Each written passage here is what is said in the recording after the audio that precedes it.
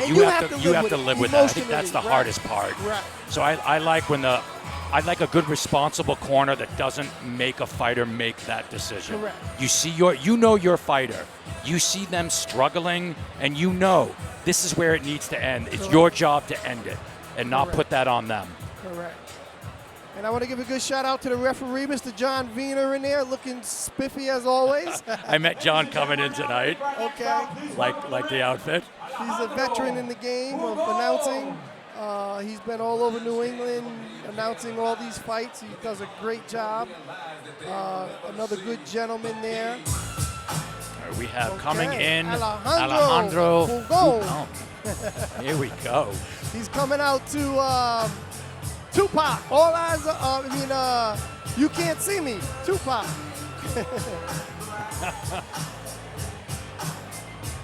So coming out with a song like that, and he's singing the lyrics to the song. So he better be putting up a good fight here. Gotta put up a good fight. But to add what we were talking about Yes. earlier about corners stopping the fight, a good example is since we're in New England, we had Demetrius Boo Boo Andrade fight Benavidez last year. Yeah. And he goes to 6 rounds. Clearly, you could see Yeah. Yeah. Benavidez is, he ain't going anywhere. Oh, Boo Boo Rico. is hurt. So they decided to stop the fight. The corner decided to stop the fight. Right. The referee didn't stop it, no one else, but his longtime friend, who's a great trainer who's been with him since he was a kid, Mike Villo, shout out to him for throwing in the towel, seeing his brother in there was hurt and maybe didn't have a good shot. So instead of the fighter quitting, the corner threw the towel in. So. All right, we've got Rico DePaolis, and Rico is from the amateurs. I remember Rico. He was one of the most exciting fighters that I got to watch. One of my favorite things about him, the corner would yell out things. So Mark would yell out something to Rico, and Rico would just go, "Yup, got it, coach," and would execute. Really? But he would have a conversation while he's fighting. Oh my God. And I talked to him about it after. He said it actually helps to relax him to have a conversation with his corner while he fights. Wow. So it was so interesting. Rico is he's super entertaining. Can't wait to see him. He's very slick. He moves well. He's smart in there. And he's interesting. He's just interesting to watch. Super middleweight division. Super middleweight. Rico, in the beginning of his career, had in the pros. Okay. It was a rough beginning. And I think once he got his footing of this is how pros fight, then he started to get on a winning streak. Okay. So I believe he's, I want to say 4 and something. His 13th professional bout, and he comes to us from Palmdale, California. Please welcome Alejandro Fugon. Thank you. And his opponent across the ring, boxing in the red corner to my left, wearing blue with the white trim. And he seems like a crowd favorite here. He is a crowd favorite. He comes to us from nearby Watertown, Massachusetts. Let me just add to the fact that records don't mean Yeah. people get that misconception because you got 1 or 2 losses or even 4 or 5 losses.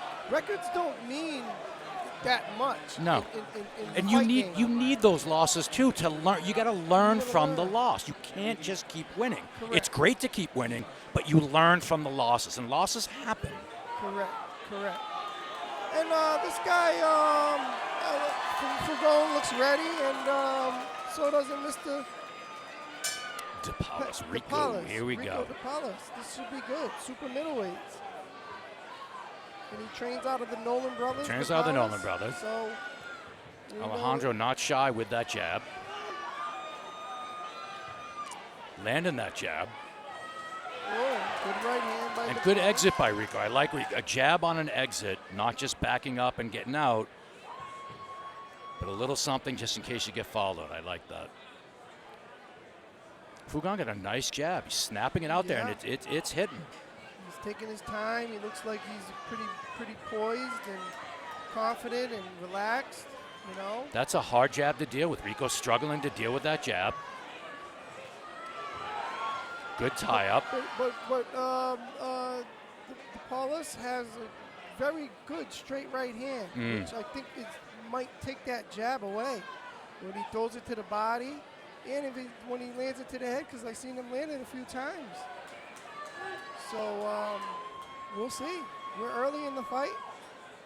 They seem like they have mutual respect, and they're trying to fill each other out. But it was an interesting feel-out process. Didn't have the same sort of feeling that some of them have. Like they were hitting each other. Yes. Nice body And jab. He's tall and lanky, Yeah. Mr. DePaolis. And he's, Big hook. he's But a got to miss. stay on the outside. There we go. Nice hook to the head, hook to the body. That upstairs, downstairs work was fast and it was impactful. Right off of the ropes. That's perfect. Yeah, right off of the ropes. Yeah.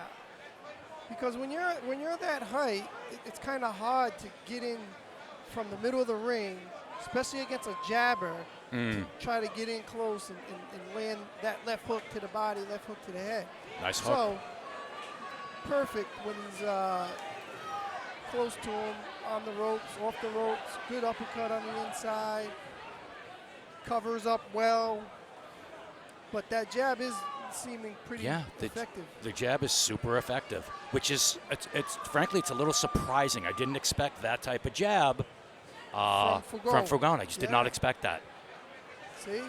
So, again, records can be very deceiving, to say the least. And, if you lose, you learn from it. You learn from it.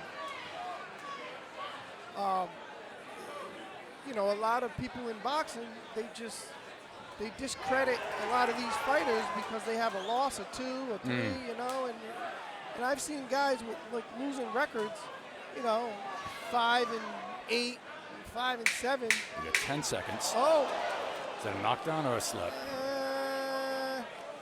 I think it was a knockdown. Left hook. Looked like a slip, but okay. But it was a left hook. He landed, and it goes back to what we were saying earlier, right? Now, let's say that happened 2 or 3 times in that first round. Right. What do you do? So you TKO him? For that round, I was going to ask before. That round, Rico, I would say, lost that round. But before that knockdown, or what was scored a knockdown, I wasn't sure how I would score. Rico was throwing more punches and different variation of punches, but Fugon was landing that jab when he wanted to land that jab. That's a hard thing. So which brings me back to my point when I said the 4 judges. What fight are you watching and what fight do you want to see? Right. What do you like? Is it that subjective? It's very subjective. I don't like that. I don't want it to be so subjective. Yes. From up here as commentators or analysts or even coaches or, fans, we're watching it from, whatever our perspective is. Right. We're looking at all angles, but the referees have a job to do. And here he is, Mr. Chanel Rodriguez, coming off the nice victory win. Your birthday? Happy birthday. Happy birthday. Nice. Let's get a picture, Mr. Rodriguez. All right, the fight's continuing just as Mr. Rodriguez has come up to say hello. Yeah. Congratulations. So Fugon's still working that jab, has added in some nice hook. Rico's coming back with some punches as well. 30 and 30. That's great, man. That's great. Oh, man. Yeah. Nice jab and a slip by Rico. Rico's your sparring partner. Okay, good. We'll talk after. See, great guy, gentleman. Great guy. Yeah. Great guy. Yeah. Nice when the fighters come up and say hello. Yes. That's nice. Yes. But back to what we were talking about, the judges, they have a job to do, and what they judge the fights off of subjectively is policy, rules. Hey, who's controlling the action? Okay, who's landing the action? Who's defending the action? Who's defending and then countering the action? So this is what's going through a judge's mind. Okay. But from only one side of the ring. You see? Right. So there's another aspect that we don't, Yeah, because the judge who's in the red neutral corner side sees things differently than the judge in the blue Correct. neutral corner side. Correct. They see different things. Right. So if the fighter's back is to this judge's, you know, his in front of him Right. is his back, he can't see what he's landing. Overhand right by if Rico. he counters. But you know, and vice versa. Right. You know, or it might look like to him, as you see the judge is leaning over Right. and looking, right? Which makes for a good judge. That's what you want. You want to Yeah. see a judge moving around in his seat. Yeah. You know, to catch the action. Are those body shots landing? You know, etc. That's a really great. That's You a know? really great point. Yeah. To watch a judge if they're moving in their seat, Yeah. if they're getting the full view, Yes, or trying to get the or full trying to view, get the you know? or at least making the effort. Making the Yeah. effort, right? Not just sitting there right, taking right. in a show. See, as I'm talking about this Yep. judge, I don't know who he is. I don't either, but yeah, I just saw he's up, he's standing looking. up, he's moving around. So that's the kind of judge that I would want Yes. judging my Yeah. fight. You know. Yeah. But yeah, Mr. Rico here is controlling most of the action, I'd say. You know, I'd have to give it if this no. See, That was a another nice good right shot. hand. He's been landing that right hand from the opening bell. Good round. He has a great jab. The other guy as well. He's dancing in He's the corner. the after other every guy's round. having a night. He's having a good Time of time. his life. You know, he's on stage. That was what was interesting with that round. Rico had more drive, wanted it more, and Fugon was more countering, wasn't as aggressive in his coming forward. Agree. That was the first round. That's when you have your most energy starting off. Now it looks like he might be fading. In Yeah. his 42 fights, he knows he has to go 42. 6 rounds. Right. I mean, 6 Right. rounds, right? Yeah. So, comes out strong. Now he's starting to fade, and let's see if he can make it to past the 4th or 5th round. Because I've got it right now, one and one. 1-1, correct. We have to because of the knockdown. Because of the knockdown, yeah. And then, you know, furthermore to add, and let's not go with the TKO stuff, but a knockdown like that, a slip, a flash knock, whatever you want to call it, right? That can affect you going to the scorecards in the end of the fight. Yeah. You know? So, Yeah, that's a hard thing, and that's a hard thing too to live with afterwards. Right. Of like just because like you think you slip, but they called it a knockdown. Yeah. That's hard. Yeah. Because it goes on your record, and then it puts you sort of at the end of the line again Yep. to make your way back up. And then adding on paper, when people look it up and they look it on paper, it says this guy was knocked down in the 5th round, 1st round, knocked down. They don't elaborate or emphasize exactly, oh, he got slipped, or he was, you know, you don't see that. So, makes Nice a 3-2. huge difference. I think, Again, and Fugon is he's just in there. Yeah. He's working that jab. He's got good movement. He's relaxed and experience. 42 fights, you're going to get that kind of experience. Yeah. But in my opinion, it looks like he's fading a little bit. He's getting hit with more. He's punches getting hit this with more. round. And to the last round, that body shot by Rico from the opening rounds, I think maybe starting to affect him. Now, when we talked before about about sensing how your opponent's doing, does Rico sense that he's starting to fade a little bit? Okay. 100% is why you see the action, him picking up the action. Then when he goes back to the corner, the corner man, good corner man's going to tell him, you got him. Right. He's tiring. Okay. Look at him. He's fading. You know, come Nice on, keep combination. pushing. He's going to be out of here in, Right. maybe another round or two. Keep doing what you're doing. So Rico's definitely picking up the aggression, picking up the power punches, Yes. and for lack of a better word, he's picking up the violence of the fight. Yes. He's pushing him around. He's leaning on him. He's holding him, etc. At some points when they're clinched, you know, all of that makes a difference from your endurance, fatigue, you know, and all the shots that you land into the body, just the touching, that is effective. Fugon comes back with a nice combination, reminding Rico. Right, reminding Rico that I'm a veteran. Yep. I'm a fighter. I'm a pro. Nice right I'm hand. not going anywhere.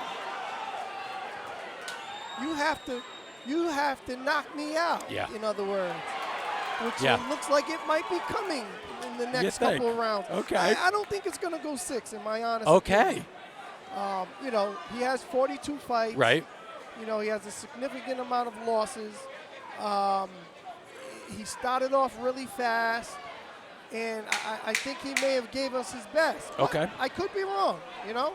I've been wrong a lot of times. I've been a lot of times. You know, and this is, I'm not disparaging. No, any of course fighter not. or nothing. No. No, it's an honest opinion. Yeah. That's what we have to give, the honest opinions. Yeah, and Fugon looks a little chubby around the waist. Yeah. And Little soft there, a little yeah. soft there, and Rico there has a great trainer, Mr. Mark Nolan in there, and you know, I'm sure he's giving them those instructions. Is what I'm saying, like, you know, stay to the body. The guy's getting tired. You know, we can see it as coaches down there. Yep. You know? Yep. And like you said, the fighter, he sees it too. He feels it. You can feel it. You know, you're hitting the guy, and Right. he's not responding as fast as he was in the first or second round. You know, he's not doing what he was doing in the clinches. You know, maybe in the clinches he was throwing punches Right. or trying or pushing you. Now he's not doing that, so you're saying, oh, he's tired. Right. And that comes from the training in the gym. You learn that in the gym. Yeah, Rico's you can see chomping at the bit to get right back in there. The glove touch. And it's Rico smart to throw that jab to the body. That's his game. That's his game. He has the longer arms. Yep. He's taller. And Fugon got the soft belly. Soft belly. You know, why go to the head? Yeah. You got 6 rounds Yeah. to do that. Yeah. Go to the body first. Hit that little spare tire he's carrying, you know, around the waist, Mr. And you Fugon. can see, so in that clinch, that was a great example of accepting the clinch as opposed to trying to fight out of the clinch. 100%. Which shows that you're either tired or you've gotten to a place of just you're accepting things. Yes. Yes. You understand my Yeah. analysis Yep. 100%. Nice Now- uppercut by Rico. Now you'll see here where Mr. Rico's going to stop picking it up. Okay. We're in Nice round right hand. 4. There's 2 minutes to go. You can, what you just elaborated on. So where should he pick it up? Should it be in this round? Should it be the next round? Or is it just, I know it's by Gradually. feel. Okay. Right. So It's a nice right hand. Was it behind the head? yeah, give or take. You never know. He Gotcha. might have been turning. Right. It's not deliberate. I'm Right. sure. But he gets a break now. Now this is the thing. Now is he looking for the rest? Is he looking for a way out? Yes. Well, I don't know if he's looking for a way Gotcha. out per se. But looking for the rest. But he's going to look for. He should look for the rest. Okay. He's talking to the ref. I don't know what they could be conversing about, but maybe he's, Can you go on? That kind of thing, I'm sure. yeah. You need a break. You need a rest. And him being a veteran of 42 fights, he's probably saying one of 2 things, or maybe both. He might be saying, "Hey, I'm getting tired. I know I can take a 2-minute, 5-minute break, whatever it is, and I'm going to take it, right?" As we see, he is. Yeah. And he's holding his No, back and of his head. and that's smart. That's a smart veteran move. You know, if you can milk that clock, milk the clock. Or he could be saying and thinking, "Hey, I can't go 2 more rounds. Right. I know I didn't train, etc. I'm a veteran, whatever, and maybe I can get out of this fight with a no contest, or Right, maybe right, even right. a win Right, from right, a right. disqualification of being hit from behind the head, you know, a foul shot. I don't know. No, But I'm that's just those giving- are great. Those are Yeah, great options. yeah. Yeah. These are what the veteran fighters Yeah. would know. But he's a warrior. He continued on, and he's not going to go out like that, which I'm glad to see. And then you go to some rules where that you know, let's say he got hit with a foul shot, and he can't. Maybe in our perspective he can, but Right. he's thinking, if I can't continue, the guy loses. Right. And some states don't have that. So that's why Right. that's important to know when you're coming in to any commission, to know their laws. Because some fighters might think, hey, if I get hit with a low blow Right. and I can't continue, I win because he gave me a foul Right. shot. And that's not the case. And that's you it. lose. But that's also not how you want to win. No, it's not. Like I remember a great example of that with the UFC when Anthony Smith fought John Jones and took a bad elbow, but he was like, no, I'll keep going because John could have been disqualified. Okay. And he just, I respect that. Yeah. Well, I don't know how far back you go with watching the fights, but Roy Jones Jr.'s first loss. Montel Griffin. Yeah. So that's a great example, right? Yeah. Why'd you bring that up? Yeah. Because it a correlates bad to what we're saying. Right, you know? Right. A guy looking for a way out and a win, and he got the belt, and he got paid more to come back to fight twice. It hurts to think about it. Yeah. It ruined his legacy. And when you think about it, it ruined his whole legacy, right? Yeah. Because if he wins that fight like he was and should have, right, it brings him to somewhere else. Yeah. He might not lose to Antonio Tarver and get knocked out, whatever, Right. Who knows? That's life, the way life goes. The way life goes. Unfortunately. It was the same. Roy had that similar. He got robbed in the Olympics. Oh man, that's another one. That's another one. But that's more of a robbery than it was a bad decision. Yeah, but the decision was made by the fighter, Montel Griffin. Yes. Wasn't made by the judges, the referees, or the policy. Right. Two completely different things. Yeah. I just want to make you people at home suffer the way I'm feeling right now. Yeah, I mean, it was a terrible. That's terrible. Yeah, that was terrible. But back to the super middleweights here. It looks like Rico DePaolis, if I'm saying his name right, looks like he's winning, I'd say, every round except for the first knockdown. Yeah, I agree. Unless Alejandro Fugon comes up with something really big or bigger. So when we say something big, what are you thinking? Like a knockdown. Okay. Like a real knockdown. What else could he do to sort of get back into things? Well, he has to do what he did in the beginning of the round. And at this point, he has to press more action. Yeah, because you can see that the jab is no longer that sharp, splitting Rico's guard jab. Now it's just it's a soft jab. Yeah, it's a push jab. Yep. So that jab has gone. Right. So that tells me a lot. Right. Nice uppercut by Fugon. So you could tell, though, he has Rico's respect, right? Because he comes up with shots here and there, like that uppercut. I was just going to say. Gorgeous uppercut. Perfect uppercut, which the corner's probably telling him, and he knows in 42 fights. But he needs to do something more than just throw that one pop shot uppercut or overhand right. Right. He needs to have a good rumble in this round and then start off the last round almost the same or make it a lot more competitive than. He's got Rico in the corner. Yeah, and he needs to keep him there if he wants to win the round and then get the judges back on his side. Yeah. Excuse me. Now that to me seemed a little game by Rico of just taking a rest in the corner as opposed to Fugon capitalizing and having him in the corner. And that, again, it goes back to the experience. Those are the veteran moves, and then it shows he's fatigued. Yep. And then the opponent in there, Mr. Rico, senses that. He knows.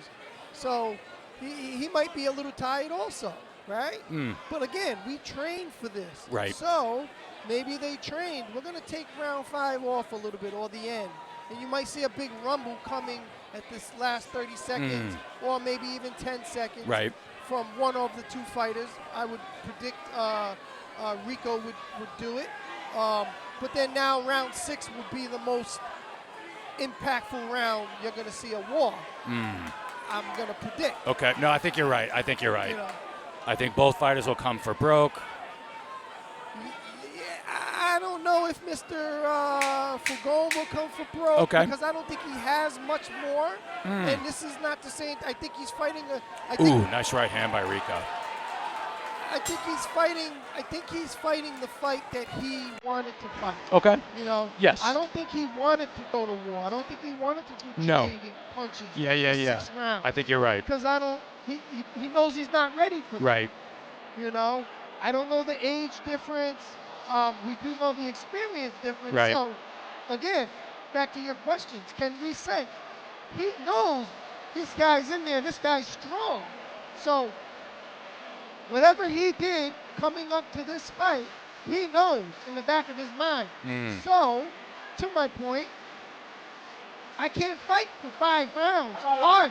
I can't go all out for 5 rounds. Right. You know, and then now we're going into the 6th and final round. I'm in there with a young, strong guy. I can feel it. He's in good shape. You know, I might not have it. You know, I don't know. We'll see. He's dancing. He looks very happy. He looks like he's having a good night. Rico DePaolis, let's hear it for him. Now, if this goes all the way, is this the first fight of the night that goes the distance? Yes. Good point, sir. Yes. That's crazy. Yes. But we got our money's worth. That's just We got our money's Oh my worth. God, we got our money's worth. Especially with the brutal knockout first round from a heavyweight, Mr. Harold, the Haitian King Roy, Haitian King knocking with that out knockout. Chad, the Lion, Lanciello. Oof. You know, it's the fight game. Yeah. You know, it's the Yeah. fight game.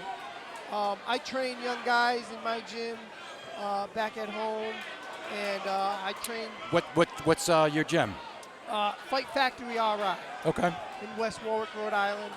I train alongside with Brian Panacchia. He trains the Boston native, Mr. Jim, the Slim Reaper Perilla. I know. Yeah. So okay. I'm on their team, and you know, we got some good talent in there. Here comes the crowd chanting Rico's name. A little over a minute into round 6. And as like we were emphasizing in the 5th round, Mr. Fugon, like I said, he doesn't have it. He doesn't have that energy. Right. You know, as you Yeah. see, it's, Oh, he got oh, hurt, the left oh. hook, and he's hurt. Oh, and that was a push. he was down. The ropes held him up. Definitely a knockdown. The ropes held him up. He got hurt. To my point, This could be. this could be the good ending. Like I said, a good rumble in the last round. The crowd is chanting. The crowd is They chanting. want it. The They're corner's telling calling Rico to go for broke.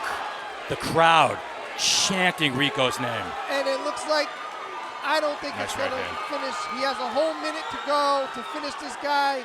He's going to the body, but the guy's coming back. Guy's Fugon. coming back, yeah. Good He's head fighting control. back. He's saying no. He's saying no. He's not quitting. That's right But hand. that right hand is just landing non-stop.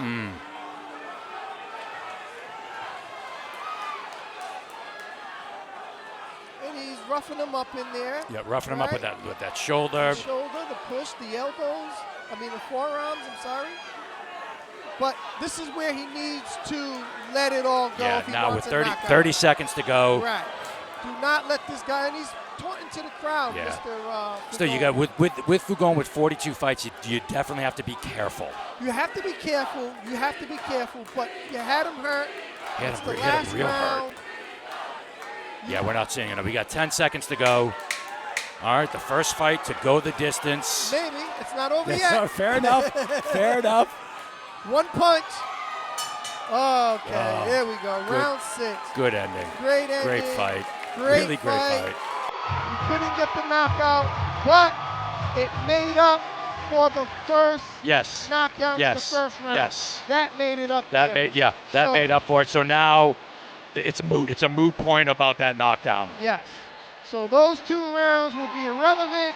Then you look at the middle rounds, 2, 3, 4, and 5. Who wins? I think Rico I think wins, Rico as well. and unanimous decision by the hometown guy, Yep. Mr. Rico DePaolis. Definitely a crowd favorite. The crowd chanting him on, carrying his name. This is very good. Rico's dancing in his corner, getting his gloves taken off. Yes, yes indeed. And we're just waiting for the judge's decision. And Fugon is still dancing, still singing. This gentleman had a fantastic night. Good for him. Good for him. I like seeing that. He's healthy. He's looking good. Even though he got really hurt. So it's good to see him up, moving, dancing, and having a good time. We're just waiting for the decision. Up here in the booth, we're thinking it's a DePaolis win. But you never know with boxing, so we'll wait for the decision. So, both of the fighters are very respectful and honorable to each other, congratulating each other. This was a very durable, experienced opponent and test for Mr. Rico. Yeah, it was a good test for him. And it showed a lot, Yeah. I'd say. It showed a lot. Yeah, And, yeah, I agree. And though he won the fight, he learned a lot. He did a lot of great things in there, you know. And to the credit of Mr. Fugon, he took a lot. And Fugon took a lot. Fugon was all right. Fugon, you know, he was game. He was always in it. And even after he got hurt, he was right back in it. He was still in there, like, no, you're not knocking me out. Yeah. He was not going to get knocked out. And now he's in the ring dancing. He's dancing away, yeah. He's still having a great time, you know. So Rico waving to the crowd, waving to a baby. Yes, he has a big following here. He's got a very big following here. We are live here at the Royale in Boston at the Nolan Bros Promotions. And here we go with the decision. Ladies and gentlemen, a nice round of applause for 6 solid rounds of action. Alejandro Fugon and Rico DePaolis. Judge Dan Fitzgerald sees the bout 56 to 55. He has it for Fugon. Judge Wiseman sees the bout 57-55. He has it for DePaolis. 57-55. Judge Carter, You know what that sees it means? 56 even. What? This bout is a draw. What? For both fighters, ladies and gentlemen. What? Look at the So crowd is that's- in awe. That's in crazy. awe. I'm in awe. That's a crazy decision. What was we saying earlier? Yeah, What yeah. are the judges watching? We don't know what they're seeing. Right? I have I'm no in words. awe. I am in awe. Speechless. My mouth is a gag. I cannot believe. I can't see how Fugon had won that fight. One of the judges gave it to Fugon. I can't see. 57-56. 57-56. 56-56. Where's the? I mean, it was competitive, but in my opinion, Rico DePaolis was the better professional. Rico had better technique, better movements, landed the variation of shots, different shots. It was just. I'm not going to say it's a